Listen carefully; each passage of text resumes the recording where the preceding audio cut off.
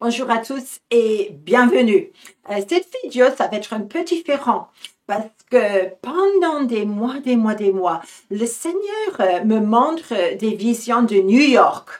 Et c'est pourquoi j'ai donné le titre que vous allez voir pour cette vidéo-là. Il y a une raison. Vous avez remarqué, bien sûr, que actuellement, l'attention du monde est sur les États-Unis, sur les finances, etc., et ainsi de suite. Mais je vous dis que ce que le Seigneur m'a montré, mes excuses par rapport à mon manque de vocabulaire pour les finances, etc., mais pendant des mois, le Seigneur m'a montré des choses et je suis en train de voir ces choses aujourd'hui se dévoiler devant mes yeux. Et ça nous aide de savoir qu'est-ce que le Seigneur veut faire. C'est pas le moment pour notre opinion prophétique, notre opinion politique, ni autre. C'est le moment de ne pas prendre de l'offense, de ne pas être scandalisé, mais on a vraiment une opportunité pour voir devant nos yeux quelque chose que le Seigneur planifie. Qu'est-ce que lui, il veut? Il est en train de tester le cœur des nations. Les richesses de ce monde sont en train d'être transférées entre les mains des gens. Et prions que ça puisse être les richesses des méchants qui vont être transférées dans les mains des justes. C'est ça ce que le Seigneur veut. Et ça va toucher les marchés économiques, ça va toucher Wall Street. Je vais en parler dans un moment. Les assurances, les nations vont changer leur manière de s'exprimer. Et les horloges, mes amis, les horloges vont être changées. C'est ça que je veux vraiment vous décrire. Pendant quelques mois, je parle d'une série de visions, en effet. La première chose que j'ai vue, j'étais dans la ville de New York. Je n'ai jamais été là physiquement, j'espère un jour, qui sait. Mais ce que je voyais, c'était des horloges, pas comme ma petite montre, hein, mais comme les horloges de ce monde qui sont bien connues par le monde entier. Et je voyais, c'était comme si une main invisible avait juste libéré, lâché les mécanismes qui normalement contrôlent le mouvement des aiguilles, qu'on puisse savoir quelle heure il est. Et les horloges ont commencé à tourner d'une manière tellement vite, juste comme ça. Et sans contrôle. Et je me suis dit, mais c'est quoi ça? Puis le Seigneur me montre Wall Street. Et il me montre, mais comme des animaux sauvages dans les rues qui sont en train de se ruer. Je vois des taureaux, je vois des ours et d'autres animaux. Bien sûr, je sais par la suite qu'en effet, cela décrit, il y a des expressions, si vous avez une petite expérience dans le monde des finances, en effet, cela décrit la situation des marchés. Et c'est ça, mais je vous dis que c'était pas une chose facile. C'était encore une fois comme hors de contrôle, comme si tout était suspendu. Personne ne savait où se mettre. Je me suis dit, mais cette situation va arriver. Et je sais qu'aujourd'hui, il y a beaucoup de questions. C'est comme si toutes les balles sont dans l'air. On ne sait pas où ça va descendre. Mais pour nous, les moments sont très importants. Voilà. Et alors, j'ai vu les horloges de Wall Street. Bien sûr, au début, quand Wall Street a été commencé comme marché pour les finances et tout ça, ils ont dû une horloge. Apparemment, c'est très beau. Mais aujourd'hui, bien sûr, tout est contrôlé par les ordinateurs. Mais même dans cette vision-là, j'ai vu que tout allait beaucoup trop vite. Simplement qu'au même moment, j'avais l'impression que derrière, c'est le Seigneur qui est en train de remettre ses horloges, ses finances dans un ordre que nous allons comprendre par la suite. Puis, les choses ont changé de nouveau. Et j'ai vu, toujours à New York, 4 faces d'une espèce de horloge, mais vraiment hautement placée. C'était tellement flagrant. Et j'ai dû regarder, j'ai trouvé où c'est. Et en effet, c'est un bâtiment qui existe toujours, mais qui a été construit en 1909.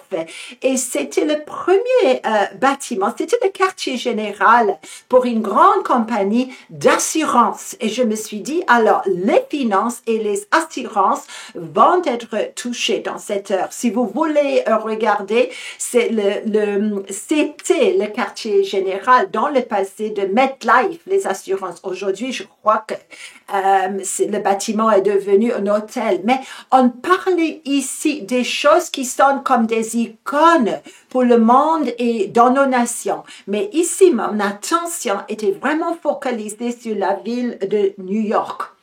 Et je me suis dit, mais Seigneur, tu veux faire quoi exactement? Qu'est-ce que tu cherches?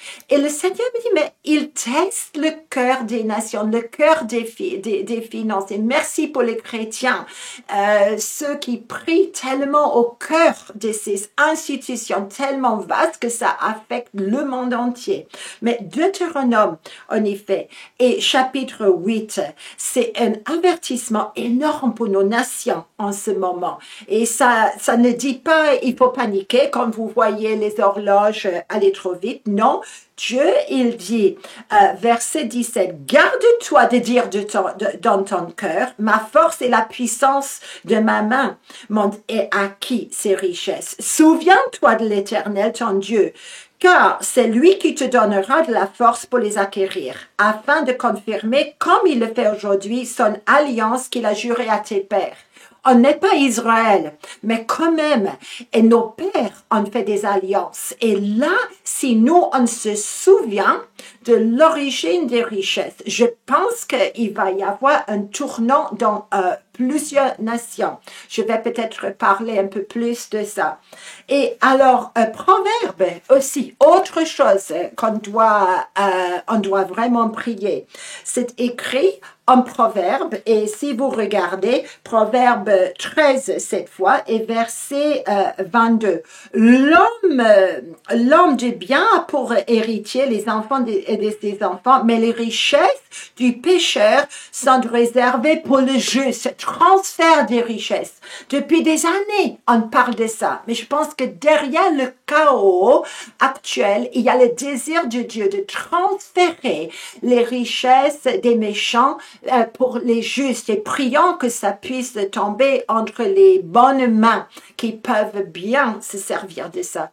Et puis, deuxième chronique, et le roi Salomon, comment prier pour nos leaders, que ce soit nos rois, nos reines, nos premiers ministres, nos présidents et les leaders dans le corps de Jésus-Christ aussi, prions.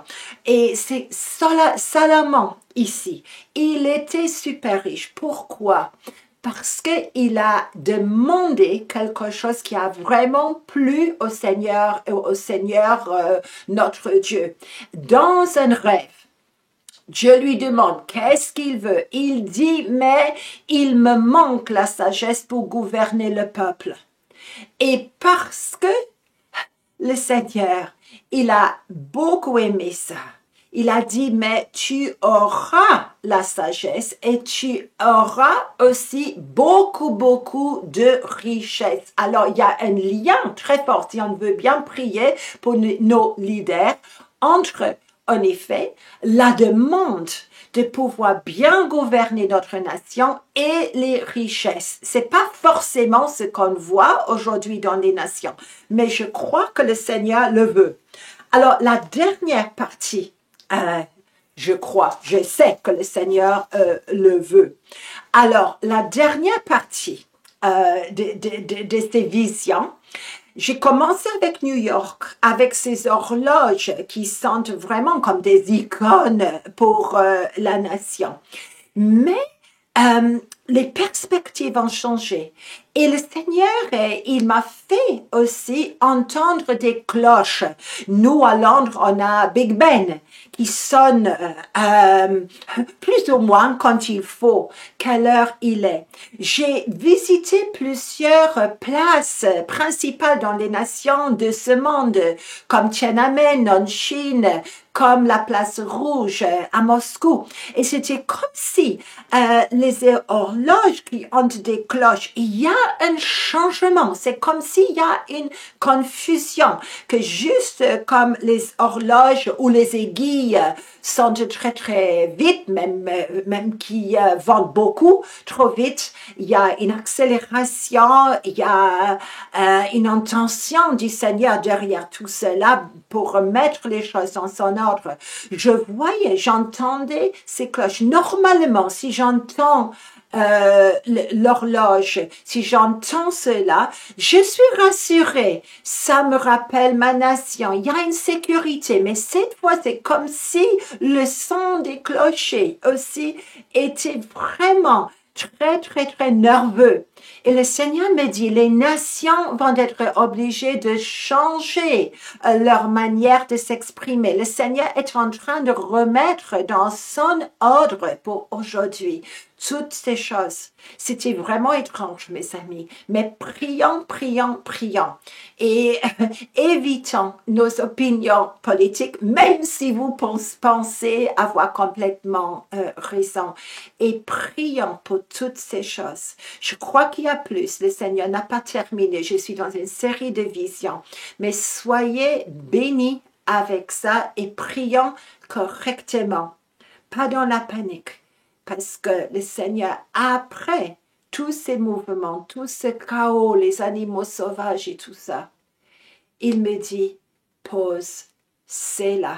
Et finalement, tout a été stabilisé de nouveau dans un nouvel ordre. Il va falloir s'y habituer comme zéro, nouveau point de départ.